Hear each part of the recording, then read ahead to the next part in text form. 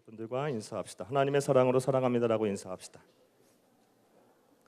자, 우리 옆에 분들하고 한 번 더 인사합시다. 서로 악수하고 안아주고 머리 쓰다듬고 하면서 주의 사랑으로 사랑합니다라고 인사합시다. 자, 우리 한 번 더 인사합시다. 앞뒤로도 인사합시다. 함께 예배드릴 수 있게 되어 영광입니다라고 크게 인사합시다.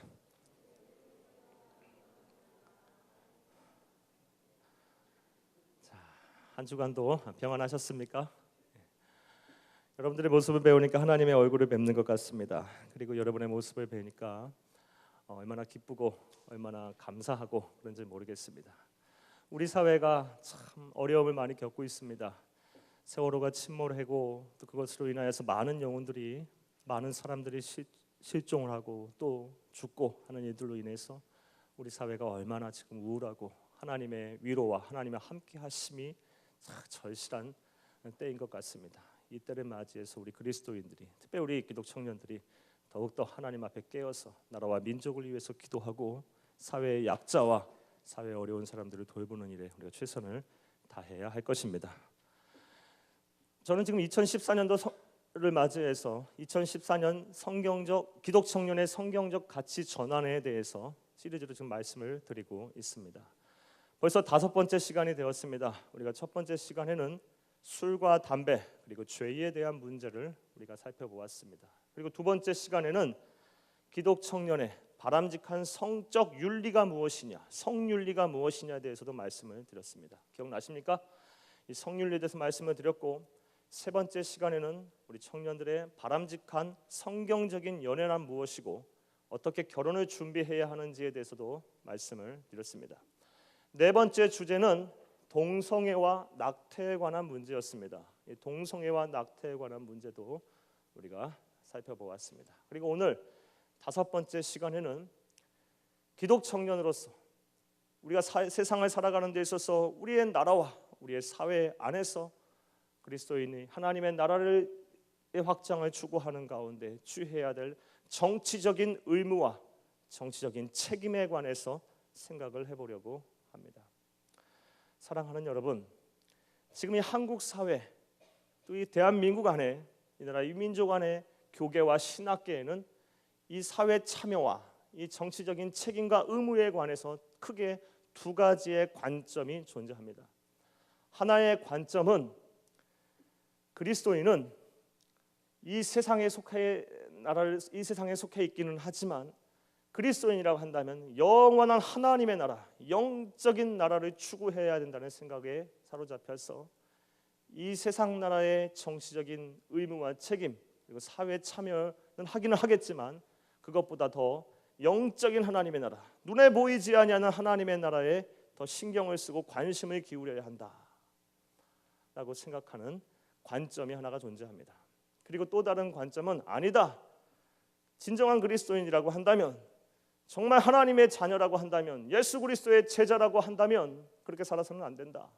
구약의 선지자와 제사장들처럼 아주 적극적으로 사회에 참여해서 현실 정치에도 참여하고 때로는 협력도 하고 때로는 동조도 하고 때로는 불합리하고 부정한 권력과 불의에 앞서 맞서서 저항도 할 수 있어야 한다. 사회 참여를 강조하는 이 두 가지의 관점이 존재합니다. 이 두 가지의 관점은 상당히 상반된 대립각을 세우고 있는 관점입니다. 따라서 우리가 어느 편에 들어야 될지 참 혼란스럽습니다. 이렇게 우리가 혼란스러울 때는 우리는 항상 우리의 신앙의 근거이자 우리 신앙의 기준이 되는 하나님의 말씀으로 돌아가야 합니다. 우리의 신앙과 우리의 신념 그리고 우리의 이데올로기, 어떠한 정치적인 시스템을 통해서 이 문제가 해결될 수 있는 것이 아닙니다. 무엇이 선이고 무엇이 악이냐라고 구별질 수 있는 것도 아닙니다. 하나님의 말씀에 근거하여, 그렇다면 우리가 이 그리스도인으로 이 세상을 살아가는 데 있어서 사회 참여를 어느 선까지 해야 할 것이며, 이 나라 이 민족에 하나님께서 우리에게 주신 이 사회에 주신 정부와 또 권력과 권세자들과 법 앞에 우리가 어떠한 스탠스를 취해야 하나, 우리 어떠한 자세를 가져야 하는지에 대해서 말씀을 살펴보려고 합니다. 자, 오늘 봉독한 말씀에 보면 하나님께서 우리가 이 시대를 살아가는 그리스도인으로서 기독 청년으로서 어떻게 살아야 하는지, 정치 권력과 법과 권세자들 앞에서 우리가 어떻게 살아야 하고 어떠한 태도를 취해야 하는지에 대해서 세 가지의 원칙을 우리에게 제시해주고 있습니다. 그 하나하나를 지금부터 살펴보려고 합니다. 자, 따라해 봅시다. 첫째로, 그렇게 따라합시다. 첫째로, 세상 통치자의 권위를 존중해야 한다. 다시 크게 따라합시다. 세상 통치자의 권위를 존중해야 한다. 이것이 하나님께서 우리에게 주신 원칙입니다. 이 시대를 살아가는 데 있어서 나라와 민족, 그리고 우리가 살아가는 이 사회 안에서 국가와 권력, 그리고 권세자들 앞에서, 정치인들 앞에서 우리가 어떤 스탠스를 취해야 되는지 하나님의 말씀을 통해서 우리에게 주신 원칙은 첫째로 세상 권세자들의 권위를 존중해야 한다는 거예요. 왜 하나님께서 그러면 세상 통치자와 권세자들의 권위를 존중하라고 말씀하셨을까요? 왜냐하면 그 모든 정치 권력자들 그리고 권세가 어디에서부터 비롯되었다? 하나님께로부터 비롯되었다라는 고 하나님께서 말씀을 하셨기 때문에 그래요. 오늘 봉독한 말씀 1절, 2절 같이 한번 읽어봅시다. 쓰셨으면 다 같이 아멘합니다. 우리 1절 크게 읽습니다. 시작. 각 사람은 위에 있는 권세들에게 복종하라. 권세는 하나님으로부터 나지 않음이 없나니 모든 권세는 다 하나님께서 정하신 바라. 그러므로 권세를 거스리는 자는 하나님의 명을 거스름이니 거스리는 자들은 심판을 좌치하리라. 아멘. 13절 1절에 줄 좀 칩니다. 권세는 하나님으로부터 나지 않음이 없나니. 줄 치시고요. 모든 권세는 다 하나님께서 정하신 바라까지 줄을 칩니다. 우리가 세상 정치인들, 세상 권세자들 앞에서 그들의 권위를 인정하고 복종하고 존중해야만 하는 이유는 모든 권력이, 모든 권세가, 모든 정치적인 힘이 하나님께로부터 나왔다고 하나님께서 말씀하셨기 때문에 그래요. 그러나 이 말씀 참 받아들이기 어렵습니다. 참 힘이 드는 경우가 많습니다. 그래서인지 오늘날 우리 사회가 민주사회이고 또 많은 시민의식이 상상돼서 그런지 그리스도인의 민주시민으로서 자유로운 의사표현이라는 명목하에 대통령을 위시해서 수많은 정치 지도자들에 대해서 모욕하고 또 비난을 하고 하는 일을 아주 주저없이 하는 것을 우리는 보게 됩니다. 특히 우리 젊은 세대들은 이런 경향이 굉장히 강한 것 같아요. 온라인상에서 익명성을 이용해서 함부로 정치 관련자들의 인격을 모독하고 그들의 하는 모든 행위들을 폄하하고 불신하는 일들을 우리가 너무 주저하지 않고 하는 것을 우리는 보게 됩니다. 어느 조사 통계에 의하면 20대 89%, 90% 이상이 정치인들을 불신한다고 합니다. 오늘날 우리 정치 권력자들을 불신한대요. 30대들은 무려 92% 정도가 불신을 한대요. 그리고 이 불신의 차원을 넘어서 20대, 30대의 약 70% 이상은 혐오를 한다고 합니다. 물론 개개인의 정치인들 개개인의 면모를 보면 하나하나 마음에 드는 거 하나도 없어요. 정말 그들의 인격 정말 하나하나 살펴보면 너무나도 물론 훌륭하신 분들도 계실지 모르겠지만 마음에 들지가 않아요. 정말 나라와 국민을 위해서 일한다고 하면서 실상 개개인의 이익과 당리당략의 목적을 가지고 당파 싸움을 하고 정략적으로 움직이고 하는 모습을 보면 심한 모욕감과 배신감을 느끼기도 합니다. 특히 이번 사건 같은 경우도 봐요. 세월호 침몰 사건으로 인해서 수많은 사람들이 죽었거나 실종됐거나 했는데 정부의 대처나 경찰의 대처나 뭐 하나하나 제대로 하는 것이 있습니까? 우왕좌왕해요. 이러한 모습들을 볼 때 그들의 권위를 인정해야 하느냐, 그들의 권세의 정당성을 얼마나 우리가 인정해야 하느냐, 참 마음 아파요. 지금이라도 마음 같아서는 달려가서 멱살이라도 잡고 면박이라도 주고 싶어요. 목사가 그래서 될지 모르겠어요. 그 정도로 마음이 아파요. 그리고 그들의 권세를 인정한다는 것이 참 쉽지 않아요. 그러나 하나님께서는 분명히 말씀을 하고 계십니다. 그들의 인격은 부족하고 그들의 실상은 우리의 마음에 들지 아니하고 때로는 우리의 마음을 아프게도 하고 우리를 혼란스럽게도 하고 우리를 힘들게도 할지언정 모든 권세는 하나님께로부터 비롯되었다. 그리고 그 하나님께로부터 나지 않은 것이 없다. 따라서 이 권세와 권위를 인정하지 아니한다 한다면 그것은 곧 하나님 당신 자신을 모욕하는 행위이다라고 말씀을 하고 계세요. 따라서 우리는 모든 세상 권세자들과 통치자들의 권위를 존중할 수 있어야만 합니다. 사도 바울이 이 말씀을 들 당시 유대인들은, 이스라엘은 로마의 속국이었어요. 그리고 우리가 기억해야 할 것은 사도 바울이 이 말씀을 쓸 당시에 로마의 황제는 마귀의 화신으로 불렸고 이 세상 로마 역사상 가장 폭군이자 악랄한 군주였던 네로 황제였다는 사실을 우리는 기억해야만 돼요.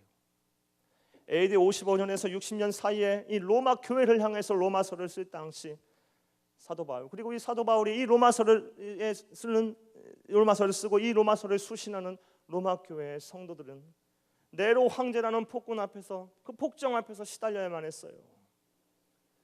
그러나 그들을 향해서 또 사도 바울이 실제로 네로 황제에 의해서 순교를 당하고요.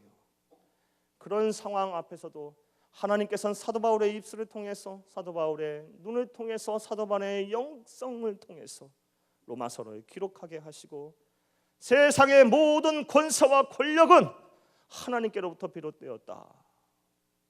세상의 권세와 권위를 인정하지 아니하고 존중하지 아니하는 것은 하나님 당신 자신을 모욕하는 행위다라고 말씀을 하고 계십니다. 따라서 저와 여러분은 하나님의 말씀을 지켜야만 합니다. 때로는 미웃고 때로는 화가 나고 때로는 짜증이 나고 심한 배신감도 되기도 하지만 그럼에도 불구하고 하나님께서 세운 이 나라 이 민족에 대한 정부와 권력자들 그리고 정치인들을 존중하고 인정할 수 있어야만 합니다. 그것이 바로 그리스도인의 삶입니다. 기독 청년이 갖춰야 될 정치적인 책임이자 의무입니다. 이런 의무와 책임을 다하시는 여러분 되시기를 간절히 주의 이름으로 축복합니다. 두 번째, 오늘 본문 말씀에 보면 두 번째 원칙이 나옵니다. 따라합시다. 둘째로, 크게 따라합시다. 둘째로, 국가의 법에 대해 순종할 수 있어야 한다. 다른 말로 법을 준수하라는 겁니다. 사랑하는 여러분, 오늘 3절 말씀 같이 읽어봅시다. 시작. 다스리는 자들은 선한 일에 대하여 두려움이 되지 않고 악한 일에 대하여 되나니 네가 권세를 두려워하지 아니하느냐. 선을 행하라. 그리하면 그에게 칭찬을 받으리라. 아멘. 줄을 칩니다. 선을 행하라에다 줄을 치세요. 선을 행하라. 이 3절 말씀 참 번역을 어렵게 해놨습니다. 여기 봐요. 어떤 번역이랑 이런 내용입니다. 우리들이 선을 행하게 되면 우리를 다스리는 자들을 두려워할 필요가 없대요. 그리고 우리를 다스리는 사람들이 우리를 칭찬할 거래요. 다시 말하겠습니다. 우리가 선을 행하게 되면 우리를 다스리는 사람, 다시 말해서 정치 권력자들, 권세자들, 그리고 공무원들, 경찰들 다 포함됩니다. 그들을 두려워할 필요가 없대요. 그리고 그들이 오히려 우리를 칭찬할 거랍니다. 자, 그러면 이 선을 행하라는 것이 뭘까요? 선을 행하기만 하면 우리는 두려워할 필요가 없대. 그리고 그들이 우리를 칭찬할 거래. 그럼 이 선을 행한다라는 것이 뭘까? 선 옆에다가 써놓으세요. 법입니다. 법을 준수한다는 거예요. 사도 바울이 이 선을 행하라 할 때 이 선을 쓴 당시에 이 원어적인 의미로 보면 히브리어로는 토부예요. 토부는 뭡니까? 율법입니다. 율법. 당시 사도 바울이 이 선을 행하다, 이 토부라는 단어는 당시 사도 바울이 수많은 서신서들을 쓸 때 이 율법을 대용하는 말로 사용했어요. 근데 율법은 당시 이스라엘 민족에게 있어서는 어떤 법이었습니까? 율법이 곧 사회법이었어요. 그 시대는 재정일치 사회였어요. 사도 바울이 당시 살던 그 이스라엘 세계 유대인들은 율법이 곧 하나님의 법인 동시에 율법이 곧 사회법이었어요. 율법을 지키라. 이 얘기는 곧 법을 준수하라는 얘기하고 같은 얘기였어요. 선을 행하라. 그리하면 너희들이 권세자들 그리고 세상 정치 권력자들 그리고 경찰들 유시에서 수많은 공권력을 갖고 있는 사람들을 두려워할 필요가 없다. 그리고 그들이 오히려 칭찬할 것이다. 이 얘기예요. 3절이. 법을 준수하는 것이 바로 우리가 기독 청년들이 이 나라 이민족 정치 권력의 앞에서 책임과 의무를 다하는 것임을 믿으시기를 간절히 주의 이름으로 축복합니다. 4절 말씀도 한번 읽어봐요. 4절 같이 읽습니다. 시작. 사역자가 되어 네게 선을 베푸는 자니라. 그러므로 네가 악을 행하거든 두려워하라. 그가 공연히 칼을 가지고 악을 아니하였으니 곧 하나님의 되어 악을 행하는 자에게 진노하심을 따라 보응하는 자니라. 아멘. 우리가 성경을 읽을 때는 이 주어와 수어 관계를 잘 파악을 해야 돼요. 그리고 지시어가 무엇을 말하고 있는지 이걸 잘 따라다녀야 돼요. 여기서 말하는 4절 말씀해 보는 그가 누굽니까? 그. 여기서 그는 우리가 아니고 우리일 수도 있겠죠. 여기서 말하는 그는 정치 권력자들을 말해요. 공무원들을 말해요. 국가를 위해서 일하는 사람들을 말해요. 하나님께서 그들을 뭐로 불렀답니까? 세웠답니까? 사역자로 세웠대요. 무엇을 행하는 사역자로? 선을 베푸는 사역자로 세웠대요. 다른 말로 법을 집행하는 사역자로 세웠답니다. 그러니까 공무원들도 선한 양심을 갖고 살아야 돼요. 사명을 갖고 나라와 국가를 위해서 일해야 돼요. 우리 청년들 가운데도 공무원들이 있어요. 여러분들도 하나님께서 여러분을 세웠다라는 생각 갖고 일하셔야만 합니다. 특별히 4절 말씀에 보면 칼을 주셨대요. 칼에다 동그라미 좀 치세요. 4절. 그가 공연히 칼을 가지지 아니하였으니 칼. 법을 집행하는데 칼을 하나님께서 주셨대요. 이 칼을 함부로 휘둘러서는 안 되겠죠. 정말 선한 양심과 하나님의 공의의 법칙에 따라서 법과 원칙을 준수하는 가운데 나라와 민족을 위하여 봉사하는 사람들은 이 칼을 잘 사용해야 된다는 거예요. 이 사명 갖고 일해야 돼요. 함부로 내 소신과 내 의지와 내 생각과 내 경험 갖고 일하면 안 돼요. 내 욕심과 내 판단대로 함부로 공무원들이 일해서는 안 돼요. 근데 우리 사회는 그렇지 못한 것 같아서 참으로 안타깝습니다. 공익을 우선한다고 하면서 사익을 우선하는 경향이 너무 많아요. 그리고 나서 뻔히 보이는데, 뻔히 그런 마음과 그런 의식이 보이는데 그렇지 아니하는 척하는 끝조차도 그런 가식된 행동을 하는 것을 우리는 너무 많이 보게 돼요.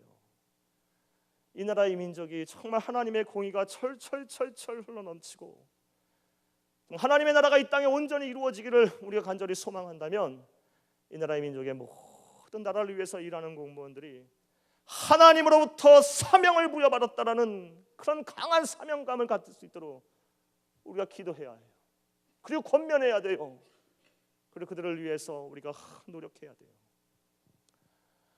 3절 4절을 통해서 우리가 볼 수 있는 이 나라 이 민족의 정치 권력에 대하여 우리가 어떤 태도를 취해야 되느냐. 하나님 두 번째 주신 원칙은 법을 준수하라는 거였어요. 법을 집행해야 하는 사람들은 특별히 사명감을 가지고 법과 신앙의 양심과 원칙에 따라서 하나님이 주신 칼을 잘 휘둘러야 하고 법을 준수하라. 이것이 바로 우리 기독 청년이 어떠한 상황 속에서도 잊지 말아야 하는 귀한 원칙임을 믿으시는 여러분 되시기를 간절히 주의 이름으로 축복합니다. 그런데 간혹 청년들 가운데 이런 분들이 많이 계세요. 통치자들도 마음에 들지 않는 마당에 무슨 법을 준수하느냐. 그리고 나는 뭐 대단한 법을 지킬 만한 위치에 있지도 않습니다라고 말하시는 분들이 또 많이 있는 것 같아요. 사랑하는 여러분, 우리가 지켜야 될 법은 뭐 대단한 법이 아니에요. 우리 일반인들은 상식선 안에서 살고 있어요. 여러분, 뭐 살인하고 온 사람이 있습니까? 여기서 뭐 사기치고 지금 온 사람이 있습니까? 물론 있을 수도 있겠어요. 그런 사람이 있으면 안 되겠는데. 뭐 강도나 강간이나 뭐 그런 큰 흉악한 일을 벌이고 온 사람이 있습니까? 우리는 그런 상식선 안에서 대체로 살지를 않아요. 그럼에도 우리가 불구하고 우리가 지켜야 될 법은 분명히 이 세상에서 존재해요. 하나님의 법을, 하나님의 죄에 대한 기준, 하나님의 법에 대한 기준을 떠나서 우리가 이 세상에서 살아가는데 지켜야 될 법은 굉장히 많아요. 작은 법 같은 것도 굉장히 많죠. 공중 도덕을 지킨다든가 질서를 지킨다든가 약자를 배려하고 보호한다든가 너무나도 많이 있어요. 제가 지난주에 신촌에 가서 어떤 분과 깊은 대화를 나누고 밤에 오는데 한 청소부 아저씨가 일을 하고 계세요. 아주 힘들게 일을 이렇게 하고 계세요. 너무 마음이 짠하더라고요. 그래서 그분 옆에 가서 저도 그분 하시는 거를 뭐 이렇게 하나씩 덜어드리면서, 짐을 덜어드리면서 약간 도와드렸어요. 그분이 저를 보고 방긋 웃으시면서 뭐 하시는 분이시기에 저렇게 도와주십니까? 라고 그러더라고요. 그래서 저는 목사입니다. 그리고 제가 버리지는 않았지만 제가 버린 것 같아서 또 좀 도와드리고 싶어서 제가 도와드려야 되겠습니다. 그러더니 제 등짝을 탁 치시면서 하시는 말씀이 그래요. 요즘 젊은 것들이 너무 쓰레기들을 많이 버린다고. 저한테 이제 하소연을 막 하시는 거예요. 이분이 신촌 역사 밖에도 아니야. 그 여간에는 담배 피면 안 되지 않습니까? 그 역사에서 그 조금 벗어난 그 신촌역에는 얼마나 많은 대학생들과 젊은이들이 있습니까? 그 신촌 역사 안에 말고 그 계단 오르락내리락 하는데 하루 종일 청소를 하는데 다른 것도 아니야. 담배꽁초만 200리터 쓰레기 봉투에 하나를 담는데, 역사에서 바로 올라가는 길, 횡단보도로 나온 것도 아니야. 계단을 올라가는 데 있어서 그 계단 입구가 제가 대충 보니 9개인가 10개인가 그래요. 그 9개인가 10개 되는 그 계단에 버려지는, 젊은 사람들이 버리는 담배꽁초만 주워도 200리터 쓰레기 봉투에 하나래. 이게 우리의 모습이에요. 저와 여러분의 모습이에요. 물론 저와 여러분은 담배를 피지는 않을 거예요. 피는 사람 있으면 회개하십시오. 이 쓰레기들을 마구 버리라. 분명히 기독교인도 있을 거 아닙니까? 그리스도인도 있을 거 아닙니까? 작은 거 하나부터 실천하는 것이 바로 하나님의 말씀을 준행하는 거예요. 사람들의 눈에 보이진 않는다 할지라도 살아계신 하나님께서 우리를 보고 계시잖아요. 우리는 여호와 하나님을 두려워하는 자들입니다. 경외하는 자들이에요. 경외가 뭐예요? 공경할 경자, 두려워할 외자예요. 하나님을 공경하고 하나님을 두려워한다는 거예요. 누가 보나 안 보나 하나님이 계시기 때문에 하나님이 정한 원칙과 하나님이 정한 양심을, 주신 양심에 따라서, 신앙의 양심에 따라서 법을 지키겠노라고 우리는 결심하며 의지적인 결단을 하며 이 세상을 살아야만 합니다. 그것이 바로 기독 청년이 나라와 민족과 이 사회 세상을 살아가는 방법입니다. 이렇게 사시기를 간절히 주의 이름으로 축복합니다. 사랑하는 여러분, 셋째로 우리가 본문 말씀을 통해서 하나님이 우리에게 주신 원칙에 대해서도 살펴봅시다. 따라합시다. 셋째로, 크게 따라합시다. 셋째로, 국민으로서, 국가로부터, 헷갈리게 해서 죄송합니다. 국가가 정한 의무와 책임을 다해야 한다. 첫째 원칙이 무엇이었습니까? 세상 통치자의 권위를 존중해야 한다. 두 번째 원칙이 무엇이었습니까?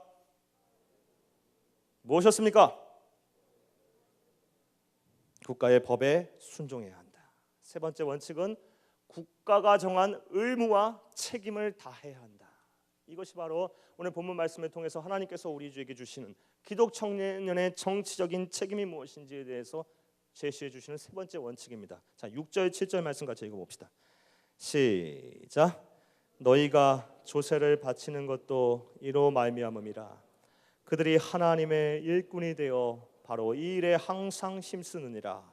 모든 자에게 줄 것을 주되 조세를 받을 자에게 조세를 바치고 권세를 받을 자에게 권세를 바치고 두려워할 자를 두려워하며 존경할 자를 존경하라. 아멘. 6절 7절에서 나온 국가가 정한 의무는 뭡니까? 납세의 의무입니다. 납세의 의무. 여러 가지 의무가 있을 수 있겠지만 특별히 사도 바울은 로마서를 통해서 로마 교인들에게 하고 싶었던 얘기는 조세의 의무를 다하라, 납세의 의무를 다 준행하라 이겁니다. 당시 로마에 거주하고 있던 유대인들은 로마 정부에게 세금을 내는 일을 별로 탐탁지 않게 생각했어요. 왜 그러냐면 그들은 신앙인이었거든요. 신앙이 아주 덕실하던 사람들이었거든요. 당시 로마 황제는 신으로 숭상을 받던 시대예요. 신이에요.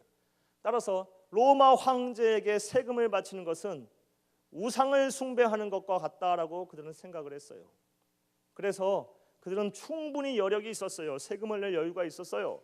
그럼에도 불구하고 자신의 신념과 신앙을 지키기 위해서 로마 황제에게, 로마 정부에게 어떻게 세금을 내겠느냐? 라고 그랬어요. 그런데 사도 바울은 뭘 얘기하고 있는 거예요? 그것이 옳지 않다라는 거예요. 옳지 않다. 국가가 정한 의무, 책임을 다해야 한다. 특별히 의무를 다해야 한다. 납세 의무를 다해야 한다. 오늘 우리에게도 하나님께서 말씀하고 계십니다. 뭐 여러 가지 의무가 있을 수 있겠지만 국민의 4대 의무가 뭐고 뭐 이런 얘기 구조제를 할 수 있겠지만 이 납세 의무 나왔으니까 세금 얘기만 좀 해보고 넘어갑시다. 우리 여러분 앞으로 지금 뭐 직장 다니는 청년들이 대부분일 것이고 뭐 자기 사업하시는 분들은 많이 있지 않을 거라고 봐요. 근데 여러분들이 뭐 언제나 직장 다니고 않을 거 아니지 않겠습니까? 5년 후 10년 후 여러분들 다 기성세대가 될 겁니다. 그리고 여러분들은 다 자기 사업을 가질 수 있을 것이고 또 세금을 내야 할 의무도 다 갖고 계실 겁니다. 그리할 때 아무리 정치 권력이 밉고 아무리 나라가 부정부패를 일삼다 할지라도 그리고 내가 쓰여지는 내가 내는 세금이 정말 하나님의 공의의 법칙과 원칙에 의해서 사용되지 않는다 할지라도 내가 해야 할 것은 해야 합니다. 이것이 하나님께서 우리에게 주신 원칙이에요. 납세 의무를 성실하게 이행하십시오. 몇 달 전에 한 성도가 저에게 와서 하소연을 하셨습니다. 연세가 좀 지긋하신데 아직도 미혼이신 분이십니다. 그분이 와서 저에게 이야기를 하는 겁니다. 목사님, 제가 더 이상 회사를 못 다니겠습니다. 그러시는 거예요. 왜 그러십니까? 라고 여쭤봤더니 그분이 큰 기업은 아니에요. 한 중견기업입니다. 이 중견기업에서 하시는 일이 회계 업무를 하고 있어요. 재정 업무를 담당하는. 그러나 그분이 하시는 일이 이중장부를 쓰는 거예요. 근데 이 사장님이 어떤 분이냐면 아주 톡실하다고 얘기하시는 장로님이세요. 우리 교회 장로님이 아니고 아주 톡실하게 신앙생활을 하고 계시는 장로님이에요. 사무실 간판에도 여호와를 경외하는 것이 모든 지식의 근본이거늘 다 팻말이 하나 걸려 있고요. 아침마다 예배를 드려요. 그리고 하루를 시작해. 좋아요, 좋습니다. 이 정도 되는 것도 대단한 겁니다. 그런데 이중장부를 쓰는 일을 하고 있어요. 영수증 세탁을 하는 거야. 안 한 일도 했다고 하고 했던 일도 빼버리고 누락을 시켜버리고 그거 짜맞추고 합법적으로 만드는 일을 이분이 한 7, 8년 하는데 도저히 이제 견딜 수가 없는 거예요. 저와 여러분은 어떻게 살아야 할까요? 이렇게 살아야 할까요? 내 조그마한 이익과 조그만 이윤을 남기기 위해서 하나님이 나에게 허락하신 양심을 팔아버리는 일을 너무 서슴지 않게 해도 될까요? 아니 세상이 다 그런데 나 혼자 그렇게 깨끗하게 살아야 되냐? 그것이 사는 것이 세상의 방법이 아닙니다. 목사님 세상을 너무 모릅니다. 이렇게 저에게 얘기할 것입니까? 우리가 그렇게 자책하고 합리화할 겁니까? 아닙니다. 세상이 아무리 변해도 아닌 건 아닌 겁니다. 우리 그리스도인이 그렇게 살 수 있는 것이 다 용납되고 다 허용된다면 애초부터 신앙을 갖고 하나님을 믿는 것이 하나님 나라에서 사는 것이 좁은 길이 아니었습니다. 가시밭길을 가는 것이 아니라고 하나님께서 말씀하셨을 것입니다. 세상이 다 넓은 길로 간다 할지라도 우리는 좁은 길을 선택해야 갑니다. 그것이 그리스도인의 삶이고 그 끝에 하나님의 영광과 하나님의 축복이 기다리고 있는 거예요. 여러분, 납세 의무를 다 하시기를 간절히 주의 이름으로 축복합니다. 요즘 종교인들의 납세에 대한 얘기가 분분합니다. 제 개인적으로는 납세를 해야 하는 것이 맞다라고 생각이 되어집니다. 종교인에게 앞서서 스님들도 있을 것이고 신부님들도 계실 것이고 저 같은 목사도 있을 것이고 있을 수 있을 거라고 봐요. 종교인에게 앞서 대한민국 국민이고 사회의 일원이기 때문에 납세를 해야 된다고 생각이 되어져요. 하지만 이 사회적인 합의와 제 혼자만의 신념으로 되어질 수 있는 건 아니지 않습니까?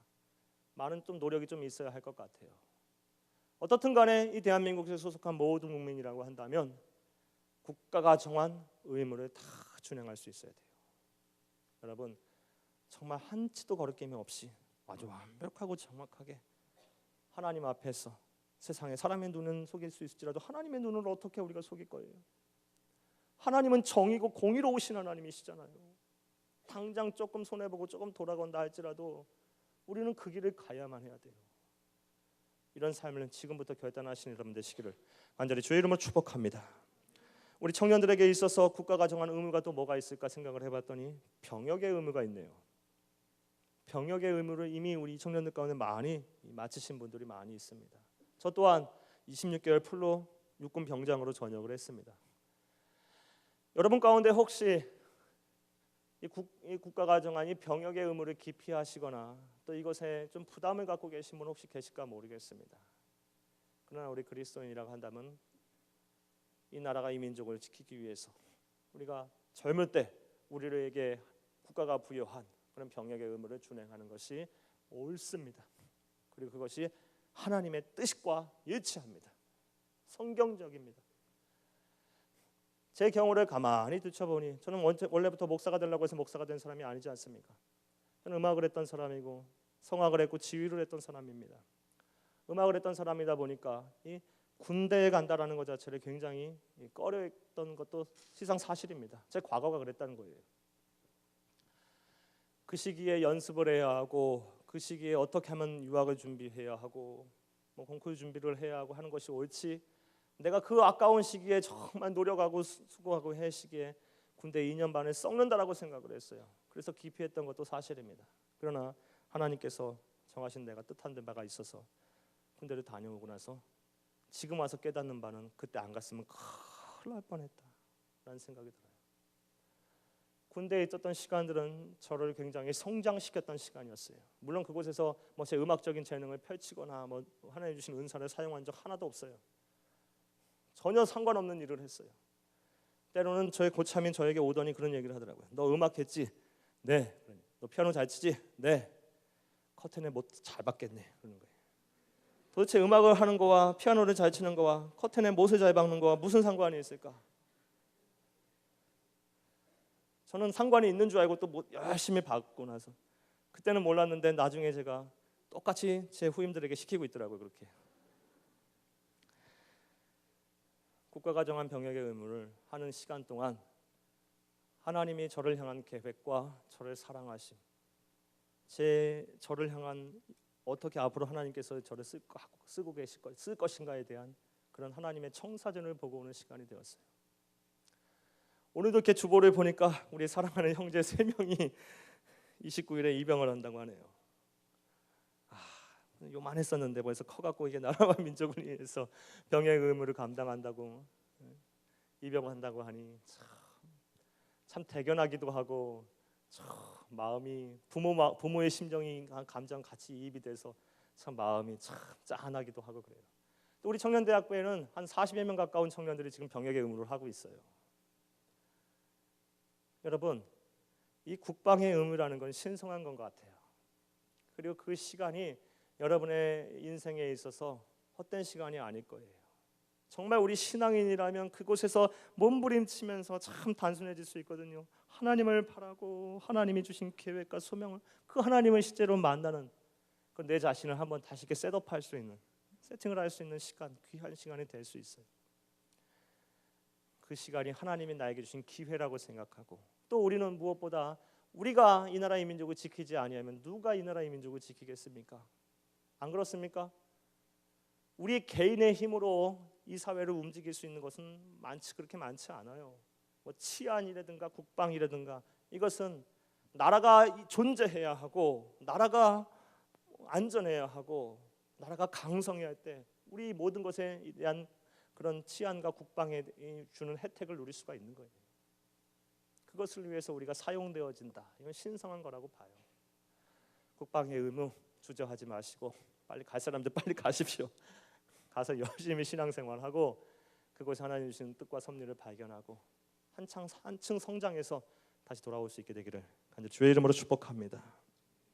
사랑하는 여러분, 군대를 가는 사람들에게 이런 조언도 제가 개인적으로 일일이 만나서 할 시간이 없어서 여러분에게 전체가 있는 자리에서 한번 해드리고 싶네요. 제가 군대를 갈 때 어떤 목사님이 저에게 이런 얼토당토하는 당부를 하시더라고요. 군대 가서 절대 튀지 마. 국방부 시계는 거꾸로 매달아도 시간이 가면 되니까 절대 튀는 행동하지 마라. 튀어나온 모습 맞게 돼 있어. 망치에 맞게 돼. 절대 튀지 마라. 저는 그게 진리인 줄 알았어요. 천만에요. 그렇게 살아서는 안 돼요. 가서 솔선수범하고 열심히 하십시오. 그리스도인은 그렇게 사는 게 아니에요. 시간 때우기로 하루하루를 사는 것은 하나님의 자녀로서의 의미가 없어요. 그곳에서도 열심히 해야 돼요. 시키지 않아도 손들고 제가 하겠습니다 해야 되고요. 그렇게 하셔야 돼요. 그게 그리스도인이 사는 것이고 그게 이 땅에서 하나님의 자녀가 하나님의 뜻과 섭리를 이루면서 사는 방법이에요. 그렇게 되시기를, 그렇게 사시기를, 또 오늘 입영하시는 분들 29일 날 입양하신 우리 세 명의 형제들 그렇게 사시기를 간절히 주의 이름으로 축복합니다. 사랑하는 여러분, 지금까지 저는 의무에 관한 이야기를 드렸습니다. 납세와 병역에 관한 의무, 책임에 관한 이야기도 해봅시다. 세 번째 원칙이 국가가 정한 의무와 책임을 다해야 한다. 이게 바로 하나님께서 오늘 본문 말씀을 통해서 우리에게 주시는 이 나라 이 민족을 향한 정치적인 책임과 의무로 있는데, 그러면 책임이라는 것이 뭘까요? 저는 또 앞서 이 세상의 모든 정치 권력자 권위를 존중하라, 법을 준수하라, 의무를 다하라, 이런 원칙을 말씀드렸어요. 그렇다고 해서 불의한 권력, 부당한 권력, 악법에 관해서 무조건 복종하고 순종하라는 뜻이 아니에요. 우리가 해야 할 책임은, 우리 그리스도인이 해야 할 책임은 우리의 심령에 거룩하시고 진리가 되시는 성령님을 모신 이 시대의 빛과 소금으로 살아야 하는 우리가 취해야 될 스탠스는, 책임은, 정치적인 책임은 부당한 권력, 불의 앞에, 악법 앞에 무조건 순종하고 박수하는 기계처럼 박수치며 거수기처럼 살라는 것이 아니에요. 그러한 부당한 권력과 부당한 정치 체계와 시스템과 악법 앞에 때로는 저항할 수도 있어야 돼요. 아닌 건 아닌 거라고 이야기할 수도 있어야 돼요. 이게 바로 우리의 책임이에요. 사랑하는 여러분, 그렇다면 이제 우리에게 주어진 과제가 있어요. 도대체 어느 순간에 저항을 해야 하고, 어떠한 경우에 우리가 순종을 해야 하고, 어떠한 사람 앞에 복종을 해야 하고, 어떠한 경우에는 저항을 해야 하는지, 이게 참 우리의 딜레마예요. 흑백 딱 나눠지면 좋은데 우리가 사는 세상이 그렇게 단순하지 않아요. 그리고 우리가 사는 이루어지는 모든 정치적인 행위들이 그렇게 간단하지 않아요. 참 애매하고 많은 것이 섞여 있어요. 따라서 우리가 어느 순간인가 저항을 해야 되고 어느 순간인가 순종을 해야 되는지 참 많은 어려움을 느끼게 돼요. 이에 대해서 참 많은 분들이 길을 참 제시를 잘 해줬어요. 그 가운데 한 분을 여러분에게 소개할게요. 지금은 고인이 되셨지만 미국의 기독 저술가, 아주 권위 있는 저술가 중에 찰스 콜슨이라는 사람이 있어요. 찰스 콜슨, 여러분 찰스 콜슨이 쓴 책들 좀 많이 읽어보십시오. 특별히 선교에 관한 책들을 많이 썼어요. 이분은 평생을 감옥 선교, 원래 이분이 처음부터 이런 선교사로서의 꿈을 갖고 계신 분이에요. 평신도 선교사예요. 원래는 정치인이었어요. 닉슨 대통령 때의 워터게이트 사건으로 인해서 실각을 하고 또 실제로 실형을 살았어요. 그리고 나중에 회심을 해서 나중에는 이제 평생을 감옥 선교를 하셨던 분인데, 이분이 제시해준 4가지 원칙이 있는데 제가 이것을 보고 참 공감을 많이 해서 여러분에게도 소개해드리려고 합니다. 어떠한 순간에 저항을 해야 하는지. 먼저 여기 보세요. 주보 다 써있지만 나중에 집에 가서 읽어보시고 여기 보세요. 먼저 어느 순간에 저항하라고 했냐면,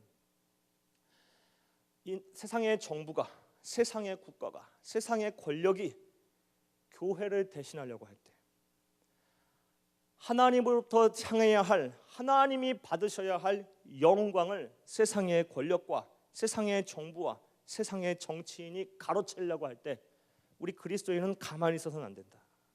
그리스도인은 저항해야 한다 라고 말했어요. 공감합니다. 또 나아가서 어떤 순간에 저항하라고 말했냐면, 국가가 국민의 양심과 그리고 국민의 인권과 국민의 자유를 억압할 때, 이때 그리스도인은 가만히 있지 말고 저항해야 한다. 공감합니다. 국가가, 이 정치 권력이 아주 폭력적으로 아주 위압감을 조성해가면서 국민의 인권과 자유를 억압할 때 우리 그리스도인은 가만히 있으면 안 돼요. 세 번째로, 하나님께서 국가를 세우시고 정치인들을 세우시고 정치 권력을 세우시면 국민의 기본권과 생명을 보호하라고 세워주신 거예요. 그런데 국가가 국민의 기본권을 무시하고 국민의 생명을 보호하려 하지 않을 때, 이때 그리스도인은 가만히 있지 말고 저항하라 그랬어요. 공감합니다. 마지막으로 찰스 콜슨이 이야기하기를, 이 모든 것들에 대해서 책임을 감당할 수 있을 때 그때 저항하라 그랬어요. 공감합니다. 우리 그리스도인은 말만 하는 사람들이 아니에요. 입만 살아서 동동동 떠는 사람들이 아니에요. 신앙은 믿음이라는 것이 무엇이에요? 행함이 없는 믿음은 죽음이라 그랬어요. 야고보서 2장 말씀에 보면 하나님의 자녀들, 구원받은 자녀들은 그 행동을 보면 알 수 있다고 말씀하셨어요. 우린 말뿐인 그리스도인이 아니에요. 빈 껍데기 그리스도인이에요. 그런 사람들은. 우리는 날이 선 사람들이어야 돼요. 우리 행동으로 보여주고 책임을 질 건 책임을 질 수 있어야 돼요. 그것이 가능할 때, 책임질 수 있을 때 이 모든 것을 하라 그랬어요. 이것이 바로 우리의 책임이에요. 국가가 정한 의무를 다 해야 합니다. 성실하게 해야 합니다. 기쁨으로 해야 합니다. 소명의식 갖고 해야 합니다. 하나님이 우리에게 주신 사명이라고 갖고 해야 합니다. 더불어서 책임도 해야 돼요.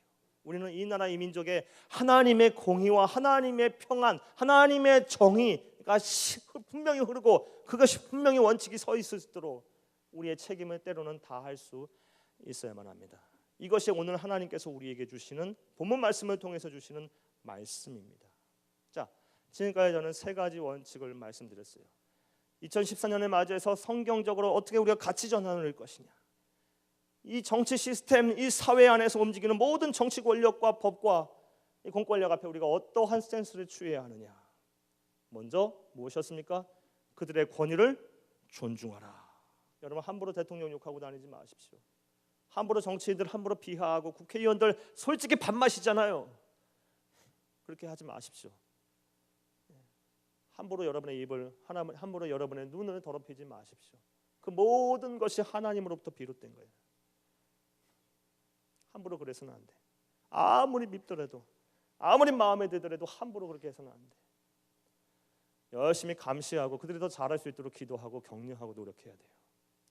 그리고 국가의 법을 순종해야 하고 국가가 정한 의무와 책임을 다 할 수 있어야 합니다. 이것이 세 가지 원칙이었어요. 자, 그런데 한 가지만 더 드리고 말씀을 마칠 거예요. 이 세 가지 모든 것을 지키고 준행하는 데 있어서 하나님께서 우리에게 세워주신 기준이 하나가 있어요. 그게 무엇이냐? 5절 말씀이 나옵니다. 5절 같이 읽습니다. 크게 읽습니다. 시작. 그러므로 복종하지 아니할 수 없나니 진노 때문이 할 것이 아니라 양심을 따라 할 것이니라. 아멘. 주칩니다. 양심을 따라 할 것이니라. 동그라미 칩니다. 양심에다 동그라미 칩니다. 이게 무슨 내용입니까? 국가 권력자들에게 그들의 권위를 존중하는 것도, 국가가 정한 법을 준행하는 것도, 국가가 정한 의무와 책임을 다하는 것도 내 유익을 위해서, 하나님의 진노를 피하기 위해서 그런 것이 아니라 뭐 때문이다? 내 신앙의 양심을 따르는 것이기 때문인 것이래요. 이게 기준이래요. 자, 그렇다면 우리 그리스도인이 얼마나 우리의 신앙의 양심을 바로 세워야 되겠어요? 이게 우리의 과제예요. 우리가 기독 청년으로서 정치적인 책임과 의무를 다하기를 원한다면, 정말 하나님의 뜻 가운데 제대로 하기를 원한다면 우리의 신앙의 양심이 바로 서야 된다는 거예요. 이해되십니까? 이게 우리의 과제예요. 오늘부터 우리가 해야 할 일이에요. 내 신앙의 양심이 바른가? 내 신앙의 양심은 날이 서 있는가? 내 신앙의 양심은 투명한가? 내 신앙의 양심은 불의와 타협하지 아니한가? 때로는 실수할 수도 있어요. 저도 실수할 수 있을 거라고 봐요. 그러나 아닌 것 같고 아닌 거라고 끝까지 우기고 말도 안 되는 거짓말로 그 순간 모면하려고 하지 아니하고 잘못을 철저하게 인정하고 하나님 앞에 나아가 바로 세우려가는 그런 신앙의 양심이 내 안에 서 있는가? 나는 뭐 대단한 일을 하고 있지 않은데요. 나는 국가를 위해서 일하고 있지 아니하는데요. 아니요. 우리 사회 전반에 걸쳐서 여러분의 삶의 현장, 사역의 현장에서 다 적용될 수 있는 얘기예요. 정치적인 행위가 뭐 국회의사당 안에서만 있어야 정치가 이루어지는 겁니까? 어떤 시청 같은 오피스에만 있어야 뭐 그 정치적인 행위가 이루어지는 겁니까? 이 세상에 살아가는 모든 행위들이 다 정치적인 행위예요. 우리가 살아가고 있는 모든 삶이, 모든 것이 정치적에 미치는 공간이고요. 내 신앙의 양심이 바로 서 있는가? 자, 그렇다면 이게 오늘부터 우리가 해야 할 일인데, 내 신앙의 양심을 어떻게 바로 세울까? 우리 그리스도인이 어떻게 이 신앙의 양심을 바로 세우고 나갈 수 있을 것인가? 이제 우리의 과제인데요. 이것에 대해서도 여러분에게 도움을 드리고자 한 인물을 소개할게요. 다윗입니다. 다윗이 시편 119편 9절에서 12절에 아주 기가 막힌 말씀을 우리에게 주셨어요. 하나님이 감동하신 거겠죠. 그가 다윗이 어떻게 자기의 신앙의 양심을 지키기 위해서 애를 썼는지 119편 9절에서 11절 말씀 보면 잘 알 수 있어요. 청년이 무엇으로 그 행실을 깨끗게 하리까? 오직 여호와의 말씀을 지킬 따름이니이다. 내가 전심으로 주를 찾고자 내 마음에 주의 계명을 두었나이다. 할렐루야. 이거예요. 이거. 청년이 무엇으로 그 행실을 깨끗게 하겠냐라는 거예요. 교육으로 되겠습니까? 조언으로 되겠습니까? 아니요. 그런 척할 수는 있지만요, 정말 내 심령이 변화를 되려면, 완전한 화학적인 변화가 이루어질 수 있으려면, 겉모습 겉대미한 변화가 이룬 것이 아니라 진정한 그리스도인으로서의 하나님이 원하시는 참된 변화와 거듭남이 완성이 되어지려면 하나님의 말씀으로 완전한 변화가 이루어질 수 있어야 돼요. 날마다 하나님의 말씀은 내 마음에 두어야 돼요. 그것을 하면 신앙의 양심이 서게 돼 있어요. 그것을 하면 하지 말라 그래도 기독 청년으로서의 의무와 책임을 다하게 되어 있어요. 그것이 하나님의 뜻이고 하나님이 원하시는 바고 오늘 우리에게 요구하시는 하나님의 요구입니다. 명령입니다. 사랑하는 여러분, 하나님의 말씀이 여러분의 삶에 얼마나 큰 비중을 차지하고 있습니까? 어떠한 비중을 차지하고 있습니까? 하나님의 말씀을 정말 여러분의 마음과 생각에 두고 계십니까? 하나님의 말씀을 부단히 읽으십시오. 읽는 데서 그치지 말고 그 읽은 말씀을 부단히 삶에 적용하고 사십시오. 그리고 오늘 말씀을 들었습니다. 이 말씀 듣고 한 귀로 듣고 한 귀로 흘리지 마시고, 다 써드렸잖아요. 오늘 말씀 듣는 거 집에 가서 한번 읽어보십시오. 그리고 내가 이 세상에 어떻게 살아야 되는지에 대해서 고민해 보십시오. 그것이 바로 하나님의 말씀은 내 마음에 두는 거예요. 하나님의 말씀은 내 마음에 두는 거라고 따로 시간을 내서 어디 가서 성경을 공부하고 연구하고, 물론 그것도 맞을 수 있겠죠. 그러나 우리의 삶의 현장, 우리가 신앙을 지키고 하나님의 음성을 들어야 하고 우리가 하나님의 나라를 확장해야 될 현장은 저 산이고 저 기도원이고 저 외지가 아니라 내가 살아가고 있는 현장이에요.